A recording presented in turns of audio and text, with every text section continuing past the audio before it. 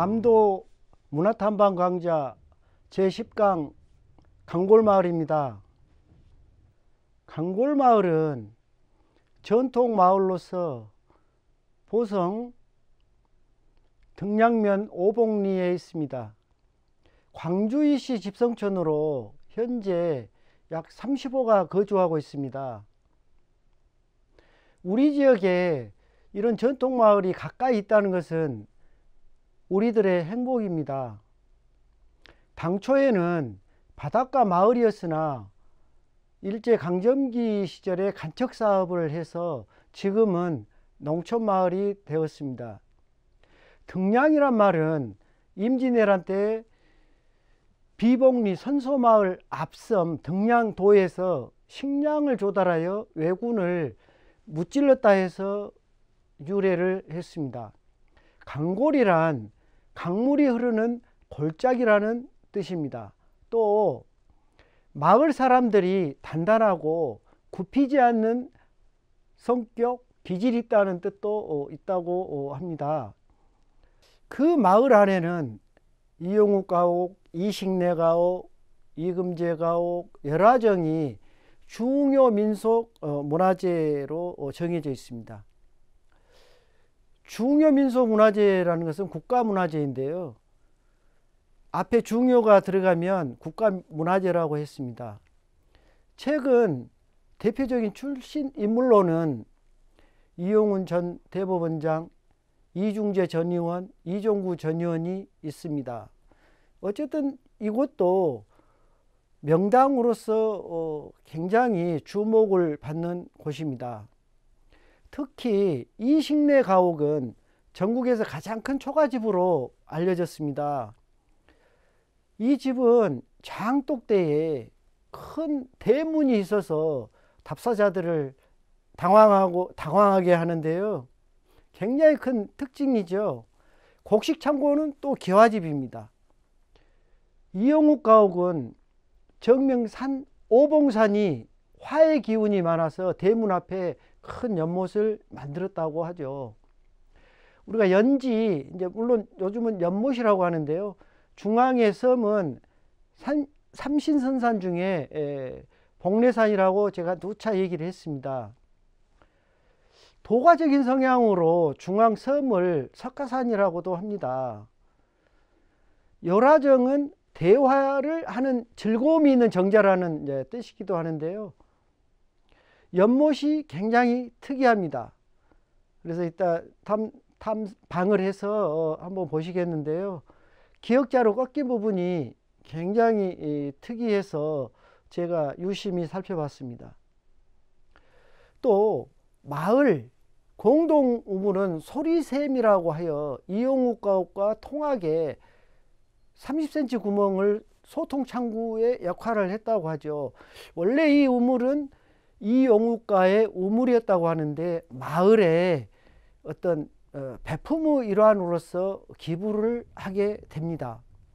당초 우물은 마을 사람들을 위한 것이 아니었다고 했는데요.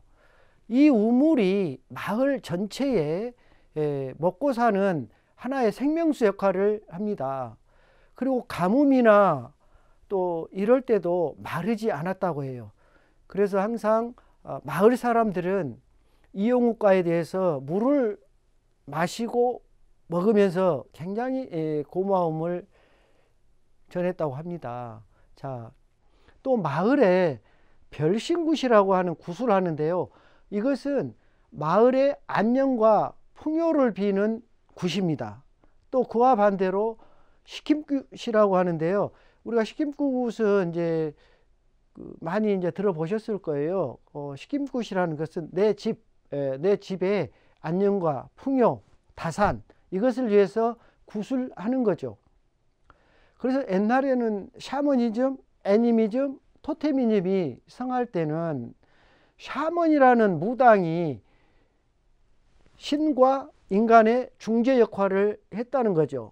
그래서 생사여탈권이 하늘에 있다고 느꼈고 또 우리 사람들은 하늘에 순응하며 살아야 되겠다는 그런 마음가짐을 가짐으로써 굉장히 겸손해질 수 있었다는 것.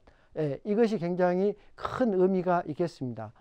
그래서 마을은 또 공부를 시켜야 되지 않습니까? 그러다 보니까 서원이나 서당, 그 다음에 뭐 누정, 좀 노는 곳이죠. 또 공동체 시설과 유기적으로 관계를 형성하게 됩니다. 그리고 공간 구조는 생활 공간과 집이 되겠죠. 또 생산 공장, 그러니까 전답이 되겠죠. 의식 공간, 그것은 굉장히 의미를 가집니다. 의식 공간은 왜 선조들의 제사 모시는 공간이기 때문에 아마 사당체를 중심으로 이루어지겠죠. 우리가 그 마을의 형성 과정을 한번 좀 살펴볼 필요가 있는데요.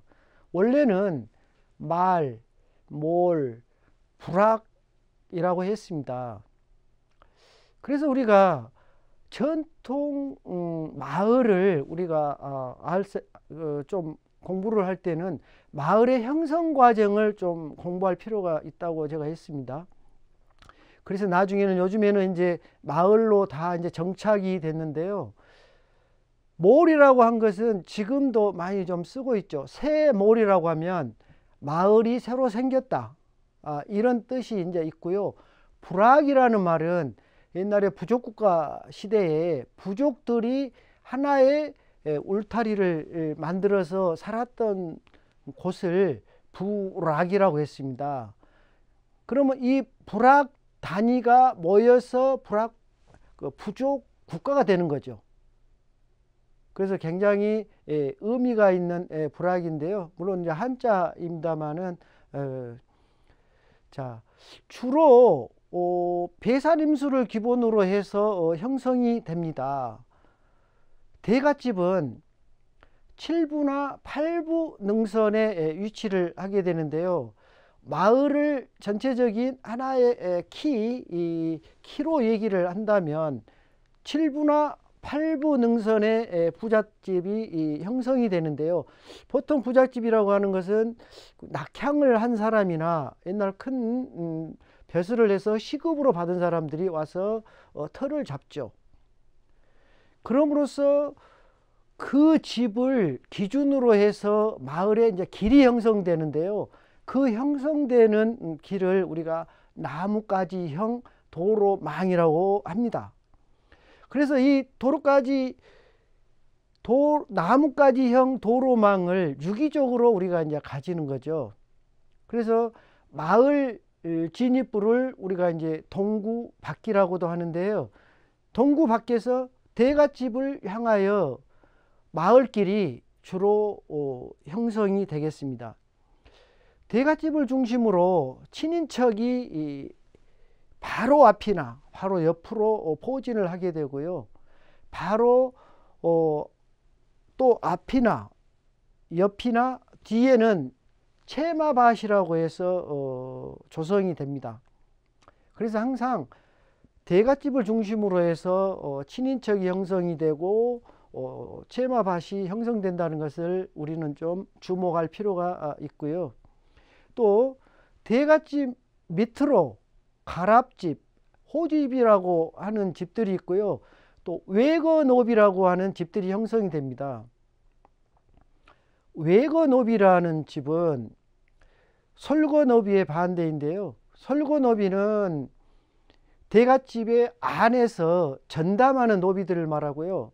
외거노비는 바깥에서 소작을 한다든가 그 다음에 대갓집을 중심으로 해서 품팔이를 해서 먹고 사는 사람들이 사는 집을 외거노비 집이라고 합니다. 이런 집들이 형성이 되고 바로 앞에는 논이 있고요. 논 그 멀리에는 이제 천이나 바다가 있는 거죠. 그래서 항상 물은 항상 재화를 뜻하기 때문에 그래서 배산 임수를 주로 해서 마을도 형성이 된다는 건 그것을 우리가 유심히 한번 지켜볼 필요가 있고요. 또 느껴볼 필요가 있습니다. 자, 그러면 강골 마을을 이제 탐방을 해 보시겠습니다. 이것은 강골 마을의 이정표고요. 자, 아까 제가 소리샘이라고 얘기를 했습니다. 어린 아이들이 옆에서 놀고 있는데요.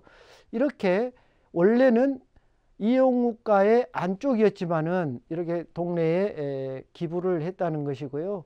좀 더 가까이 근경을 찍어 봤습니다. 저게 구멍이 있는데요. 저 구멍이 실제로 소리를 주고받고 하는 구멍입니다. 그래서 저 안을 또 살필 수도 있고, 또 이용우가에서 밖에 그 우물에 오는 사람들의 소리를 들을 수 있어서 저곳을 소통의 공간이라고도 했습니다. 자, 이용우가 앞에 또 방지가 있고 삼신선산이 있습니다. 제가 1강부터 하면서 계속 삼신선산, 그리고 그 뭐 하늘은 둥글고 뭐가 나다 해서 이런 얘기를 많이 했는데요. 이것도 뭐 그 원칙에 벗어나지 않았습니다. 자, 그 옆에 고목나무가 역사와 전통을 얘기해 주고 있습니다. 자, 먼저 이 식내 가옥을 한번 좀 보시면요, 전국에서 제일 크다고 하는 초가점입니다. 이것은 본체 안채가 아니고요, 사랑채입니다. 사랑채만 해도 이렇게 크거든요. 그래서 거기에 마당이 완전 비어져 있어서 정말 보기가 좋았습니다. 자, 이곳은 안쪽으로 사랑채 마당에서 안채로 들어가는 대문인데요. 대문도 물론 뭐 문턱도 없고요, 그대로 들어갈 수 있게끔 되어 있습니다. 자, 안채인데요. 안채가 상당히 크죠. 안채 옆에가 장독대인데요. 장독대는 원래 천룡신이라고 하는 신을 모신다는 곳입니다.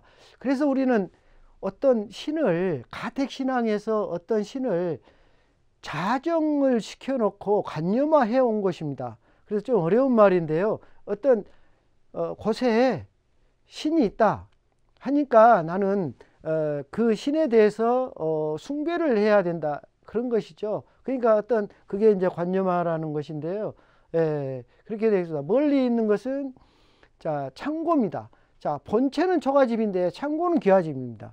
이게 좀 특이한 집이죠. 그래서 어떤 곡식을 채워놓고 보관하는 것은 굉장히 소중히 했다는 것을 의미하는데요. 앞에 마당이 시원합니다. 자, 다시 장독대를 한번 보시겠습니다. 참 장독대가 특이해서 여러 번 제가 관심을 갖고 사진도 찍고 했는데요.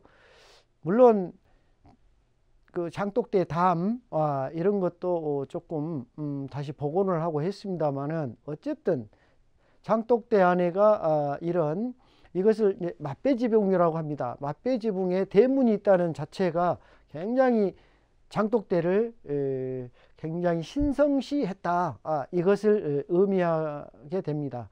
자, 다음은 안채인데요. 안채는 뭐 전형적인 남부지방의 일자형 형태입니다. 그래서 앞에 마루가 있고 뒤에 대청과 방이 있고 그렇습니다. 그리고 이제 이쪽에 아궁이가 있는데요.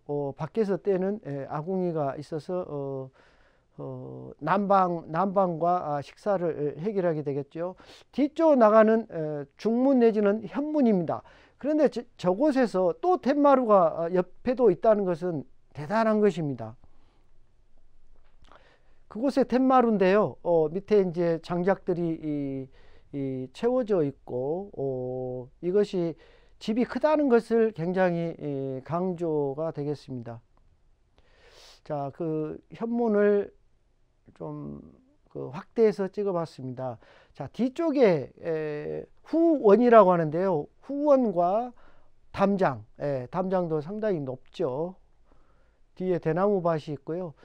그 다음에 이제 자연석을 써서, 그레기 수법을 써서 이렇게 했다는 것. 이제 많이 그 보수를 했는데요. 저게 까맣게 돼 있는 것이 태포입니다. 태포가 굉장히 큰 역할을 하고요, 구조적으로. 그래도 항상 태포를 그대로 쓰지 않고 가공해서 아름답게 했다는 것이 굉장히 중요합니다. 그리고 그 아래는 마루가 되겠습니다. 그리고 저런 마루는, 밖으로 튀어나오는 마루는 쪽마루라고 합니다. 그래서 쪽마루는 굉장히 좁죠. 그래서 이제 걸터 앉을 수 있는데요. 저런 마루를 쪽마루라고 하겠습니다. 자, 굴뚝도 저게 와적 굴뚝입니다. 기와를 얹혀서 쌌다는 그런 굴뚝이고요. 그 뒤쪽으로 보면 널판지로 벽이 되어 있는데요. 보통 널판지로 되어 있으면 대청이나 창고로 보시면 됩니다. 그리고 그 창고 아래는 바람이 통하게끔 그렇게 되어 있다는 것이죠. 통풍을 중요시하고요. 이쪽은 현관 부분, 화장실이 되겠습니다. 자, 그러면 다시 이제 이용욱가로 이제 가 보시겠습니다. 자, 이용욱가의 그 전통적인 소술산문인데요. 소술산문 앞에 우리가 항상 홍살문에서 쓴 그런 것이 돼 있고요. 뒤에 상량문인데요. 언제 어떻게 됐다는 것이 이제 보수가 이렇게 돼 있었습니다. 그리고 정면에서 본 이용욱가의 집입니다.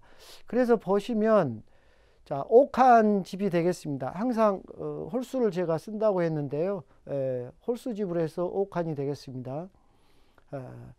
옆에 이제 그 사랑채가 있고 뒤에 안채가 뒤로 보이게 되겠습니다. 사랑채 앞에 가지런한 섬돌이랄지 자연석 주초석이랄지 이런 게 아주 보기 좋습니다. 자, 이것도 우물마루라고 합니다. 우물마루라고 하는 것은 하나의 형식인데요. 툇마루 자체를 우물마루로 했다는 것이고요. 위쪽에 석가래와 편액과 도리와 이런 것이 잘 어우러져서 멋진 형태를 이루고 있습니다. 자, 계단도 보시면 세 단으로 했습니다. 그래서 항상 홀수 계단을 쓴다고 했고요. 옆에 보조석이 있기는 있습니다. 자, 명당에는 항상 명당수가 제가 있다고 했는데요. 옆에 우물이 있고요. 저 안채에서 우물을 쓸 수 있게끔 유기적으로 이렇게 되어 있습니다. 그러니까 앞쪽에 장독대, 그 다음에 우물, 안채 이렇게 되시겠습니다. 자, 앞에서 본 집입니다. 뒤에 대나무밭이 참 어울립니다. 자, 다시 툇마루를 찍었는데요. 앞에 그 이제 돌을 섬돌이라고 하는데 섬돌을 저는 자연석으로 다듬지 않고 그대로 썼다는 것입니다. 자, 위에 다락이 있습니다. 다락도 살창으로 해서 환기와 채광이 잘 되게 했고요. 부엌이라는 걸 알 수 있어서 판장문으로 썼습니다. 자, 판장문을 열어놓은 부엌입니다. 자, 살창입니다. 그래서 환기가 되고 채광이 되게끔 한 살창인데요. 다시 툇마루입니다. 자, 여기는 그 초석을 그대로 그랭이 수법을 써서 그대로 그 돌에 맞게 이렇게 가공을 해서 앉혔다는 것을 제가 보여주기 위해서 찍은 사진이고요. 자, 여기에 또 이제 툇마루가 있으면 그 끝에 고구상마루라고 하는 마루를 높게 설치를 했습니다. 그래서 저것은 루마루 역할을 합니다. 그래서 조금 높게 해서 여름에는 저 위에 가면 조금은 더 시원하겠죠. 자, 방안입니다. 자, 방안을 이렇게 찍었는데 우리가 단순히 방안이라고만 이제 보시지 마시고 저 나무와 한지와의 그 어울림, 이 아름다움을 우리가 한번 느껴 보셨으면 좋겠습니다. 자, 옆에 또 툇마루가 있는데요. 툇마루 앞에 또 이렇게 난간식으로 해서 위로 한 것이 보입니다. 그래서 역시 대갓집은 역시 다르구나 이런 것이 보이고요. 위에 대포가 총총총 있는 것이 보입니다. 자, 이쪽 마당을 좀 찍어봤는데요. 절구통과 마당 그리고 건너편을 찍었습니다. 굉장히 정갈하고 깨끗합니다. 자, 그 옆에 보조적으로 있는 장독대입니다. 자, 이것은 나비장이라고 하는 그 이음의 방식인데요. 그래서 우리가 90도로 만나는 것은 맞춤이라고 제가 했고요. 자, 이렇게 이은 것은 이음이라고 했습니다. 그래서 그대로 그대로 이렇게 수직으로 하는 것을 이음, 90도로 만나는 것은 맞춤, 그 다음에 45도로 이제 파서 맞춘 것은 연기라고 했습니다. 자, 여기는 벽에서 판장문을 설치한 것인데요. 정말 보기가 좋습니다. 자, 다음은 열화정이 되겠습니다. 열화정은 즐겁게 얘기하는 정자라는 것입니다. 사실 우리 보성 강골 마을에서 열화정이 어떻게 보면 꽃이나 마찬가지입니다. 물론 이식내 가옥, 이용욱 가옥 다 훌륭한 가옥들인데 특히나 열화정에 우리가 관심을 좀 가져볼 필요가 있는데요. 자, 이것은 뭐 이정표구고요. 앞에 또 정자 앞에 문이 이렇게 참 아름답게 되어 있습니다. 이 문은 맞배 지붕으로서 아주 멋있습니다. 자, 뒤에 풍경인데요. 뒤에 열화정과 앞에 어떤 대문 역할을 하고 또 나무와 연못과 어우러진 것을 우리가 한번 보시면 좋겠습니다. 자, 다시 한번 이쪽을 찍었습니다. 옆쪽에서. 그런데 저기 기역자로 꺾인 연못이 굉장히 의미가 있다는 것이 위에 올라가서 보시면 되겠어요. 지금 그곳에 나무로 된 의자가 되겠습니다. 돌로 된 의자가 되겠습니다. 나무로 된 의자가 아니고요. 그 부분을 마당 역할을 했다는 것이 굉장히 중요한 포인트입니다. 자, 옆에 루마루가 되어 있고요. 활주가 보이고요. 자, 저 담장을 한번 또 우리가 유심히 볼 필요가 있는데요. 우리나라의 그 담장의 방식은 저렇게 수평으로 와서 수직으로 내려와서 계속 이렇게 꺾입니다. 이것은 상당히 율동미를 준다는 거죠.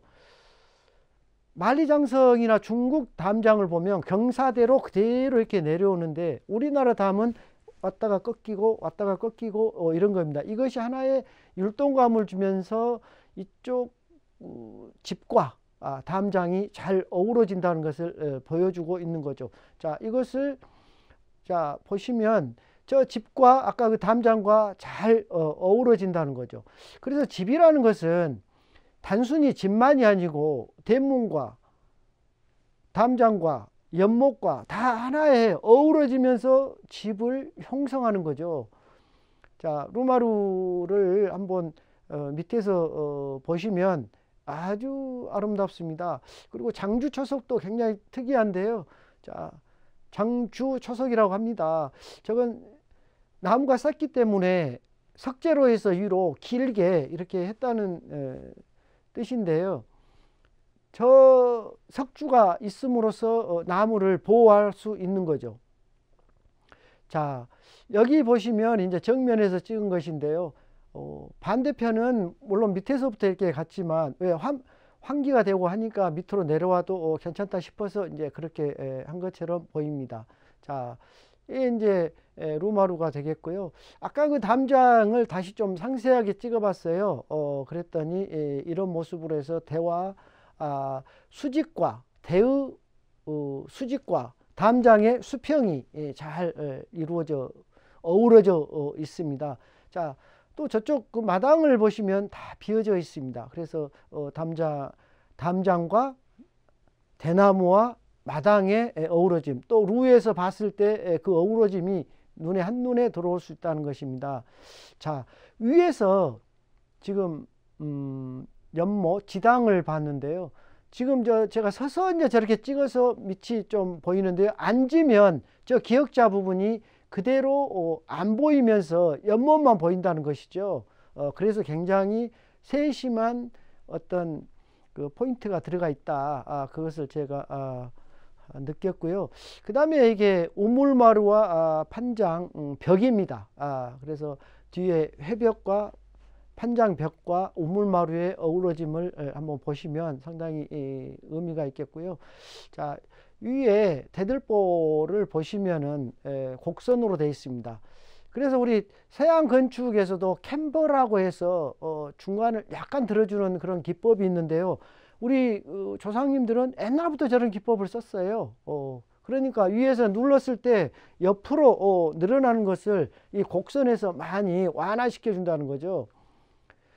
자, 이쪽 루마루와 텐마루가 연결이 돼 있습니다. 항상 우리는 동선이 이렇게 연결되어 간다는 거, 이것도 우리가 유심히 좀 볼 필요가 있고요. 벽면에서 우리가 항상 문하고 창하고가 좀 애매한데요. 이것이 문인지 창인지 한번 보시면, 사람이 갈 수가 있으면 또 문이 되는 거고요. 사람이 안 가면 그대로 채광창이 되겠습니다. 자, 문입니다. 자, 이것은 문도 밑에가 판장으로 돼 있어 갖고 위에는 한지로 해서 3살 문이 되겠습니다. 자, 선자석칼레입니다. 위에 선자석칼레인데요. 도리와 선자석칼레가 만난 부분을 제가 강조해서 찍었고요.鉄砲와 도리와 기둥과 석칼레가 만나는 아름다운 모습입니다. 자, 밑에 또 초석인데요. 제가 항상 초석을 많이 찍는 것은 정평주초냐 덤봉주초냐 이걸 얘기하는데요. 덤봉주초라는 것은 자연석을 갖다가 그대로 쓰는 것을 덤봉주초라고 합니다. 우리가 좀 행동을 뭐 그냥 막 어떤 하는 것을 덤벙된다고 하잖아요. 거기에서 따온 이름입니다. 자, 열화정입니다. 기쁠열, 대화하, 그 다음에 정자정, 그래서 열화정입니다. 자, 대나무와 담장을 다시 찍었고요. 또 멀리서 연못을 중심으로 해서 이렇게 찍었고요. 연정이라고 되어 있습니다. 연꽃의 정자다. 그래서 선비들도 연꽃을 많이 선호를 했습니다. 자, 멀리 열화정을 찍었습니다. 굉장히 아름답죠. 여름에는 굉장히 더 아름다울 것입니다. 이번 강좌는 전통 마을에 대해서 강의를 했는데요. 전통 마을이라는 것은 맨 처음에 입항조가 들어와서 그 주위에 친인척이 형성이 되고 그 밑으로는 채마밭이 형성이 됩니다. 그 아래쪽에는 호지집, 가랍집, 외거 노비집이 형성이 되고 그 아래쪽에 전답이 형성이 되고 천이 있습니다. 그래서 항상 배산임수의 지형으로 형성이 되어 있는데요. 여러분들의 어떤 답사를 할 때는 그런 것을 유념해서 보시면 또 다른 것이 보일 것입니다. 앞으로 많은 공부나 이런 것들을 하게 된다면 마을에 대해서 다시 한번 생각하는 그런 기회로 삼았으면 좋겠고요. 저는 마을을 강의하면서 많은 것을 배웠습니다. 여러분들도 유익한 시간이 되었으면 감사하겠습니다. 감사합니다.